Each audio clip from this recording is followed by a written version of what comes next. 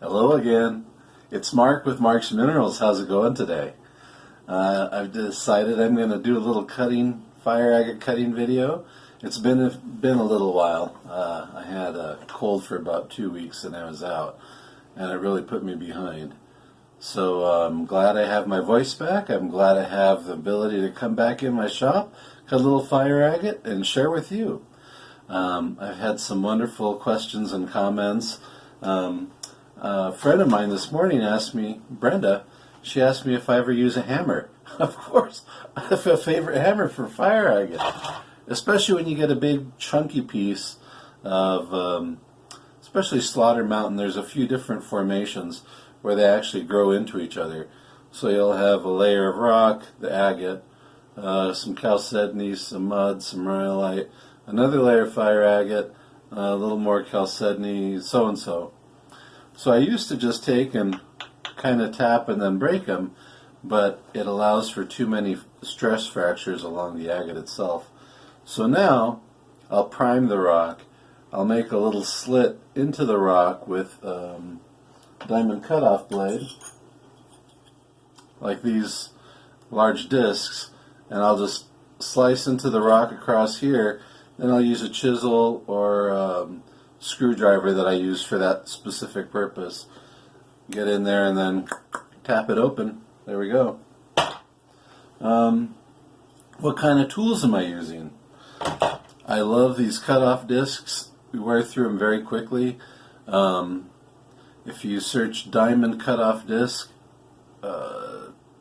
pack, or like 10 pack or a lot on eBay, usually you can find them for about between $2 and $10, and you don't get much use out of them as long as you use them with plenty of water. I use a running supply of water that I've rigged, along with gentle pressure. Maybe, at the most I'm using 7 to 9 ounces of pressure. It's not a full pound of pressure, so you might want to check that and then back off if you're going too heavy. You're going to burn through your tools really quickly. A good friend of mine, my friend Donnie, gave me this.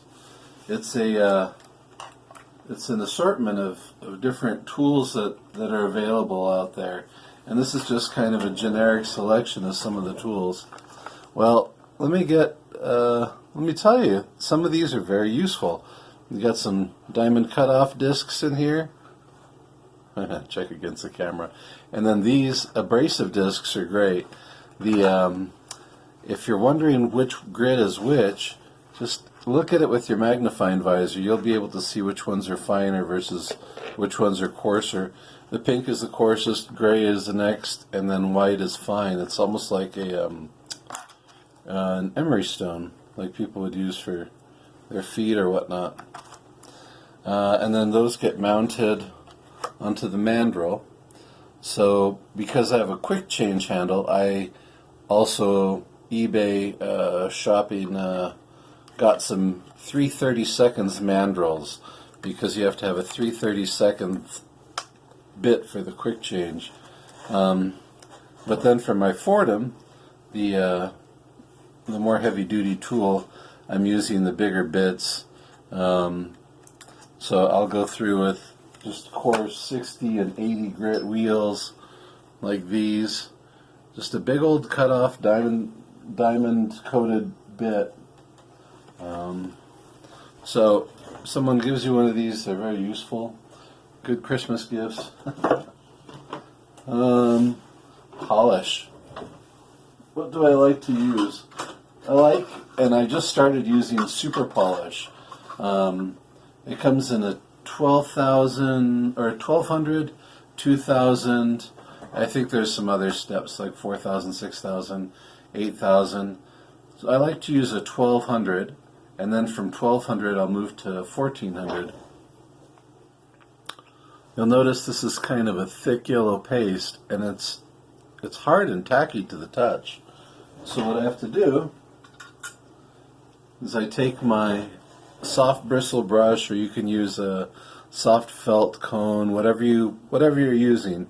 Make it adaptable. You don't have to have this. These are very useful, but you don't have to have this. So I get this going at about a low speed, medium speed, and then I just barely touch it to the polish, and that charges it, so you see that yellow ring around there. And then make sure between stages, like after you're done sanding the rock, wash it before you start to polish. Otherwise you're going to start to drag bits of rock in there. It'll keep scratching the stone. It'll never seem to polish right. So just soap and water in between every stage. Wash it, keep it clean. Makes a big difference. Then next, what's the most difficult part for me? The most difficult part for me is deciding what I'm going to cut. Well, my supplies of fire agate have dwindled quite a bit. I've been cutting a lot, and I haven't been restocking it. I had a really good source for aguas calientes, who's since disappeared. Their stuff started going downhill. Prices started getting finicky, changing rapidly. So I have a couple of pieces of choice that I've set aside for myself, and I continue to work with this. This is the kind of stuff that I found on eBay a while ago. This is Slaughter Mountain Ungraded. I think that's still on there. This is from years ago, but I think he's down to his last half a barrel. A lot of chalcedony, tiny bit of color. If you candle the stone, you can see that they're tiny little bursts. So I gave them a quick tumble for the ones that weren't really producing, just to see if they would cough up any color. But you do have stuff like this where there's just the thinnest bar, so you're not going to get much out of a stone like this. You never know, though. So I still keep it around, and every once in a while I'll give it away for people to practice with, because there are still those thick bars. There could be some purple or blue down there. Pardon me. My favorite to cut is aguas calientes, and that's, you'll see it characterized a little bit differently. It's got there tends to be these black pieces, the piedras negras, the black rock, and it's more of a rhyolite clay. This chalcedony is more degenerated. Let's see. And you'll start to see flashes of color. Oh, there's one. Where everything is worn away. But these tend to be broken up, so you're getting a small stone. One like this might yield maybe 3 smaller stones. So instead of winding up with one big stone, I'm winding up with a couple small, brightly colored stones. But you know what? You don't want a giant stone unless you're going to make a pendant or something. If you have a big old stone like this and you try to put it on a ring, it's going to weigh a half pound. It's going to get old. So, what do I cut next? You know, some people get hung up on a specific location. For me, it's a feeling.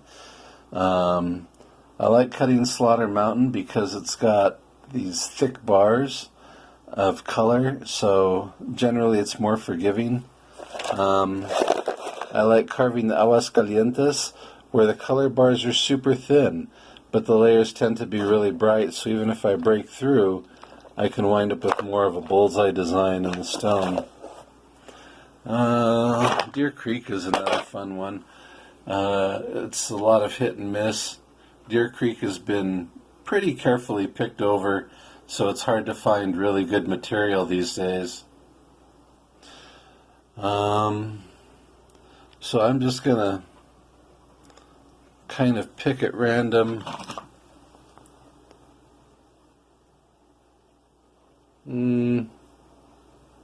It's not speaking to me, but we'll see. I do like when they're layered like this. You can see this layering, the way it's deposited. There's some really black agate in there. That's a good sign. That's generally where the color is hiding. I just don't feel like that one today. It's in the wrong pile anyway. I've got some stones that I started to window when I'd work more than one at a time, and maybe I'll do that. Maybe I'll finish up a little slaughter mountain today that I already started, because there'd be this much more chalcedony over the top, another 3/4 of an inch to an inch. So when I'm working with coarse tools, I'll knock down 4 or 5 pieces. That way when I come back in, I can start with just a general 80 grit little wheel, clean up the rest. Once I expose the color, I'll slow down. So I think this is the piece I'll be working on today. So I'm really excited to be back, and I'm going to get to carving. Everything up to this point I've done videos on, and you can search through them. And please check me out on Mark's Minerals at Facebook, and check out my eBay page too. I've got some fun stuff up there available for sale if you're looking for a finished piece. The holidays are coming up, and this is what I do full time. I love carving fire agates, but don't think that it's going to make you filthy rich, because this is a labor of love. It's hard work, and it'll wear on you after a while. So make sure you're taking care of yourself. Make sure you're wearing your mask. You don't want to be breathing a bunch of rock dust. I still have the air purifier going on in the background. And make sure you take time to stretch your eyes, stretch your hands. Just do some basic stretches. You don't want to wind up with carpal tunnel syndrome, and you don't want to be forcing your fingers in any one position, or you don't want to be exerting too much pressure, or you'll hyperextend one of your muscles, and it's just, you're not going to be able to carve. If you have any specific or targeted questions, please feel free to reach out to me at mark.ruiz.fireagate@gmail.com. Check out the webpage at marksminerals.org, and I really look forward to hearing from you. I'm excited to get carving. You take care. I'll see you again soon. Bye.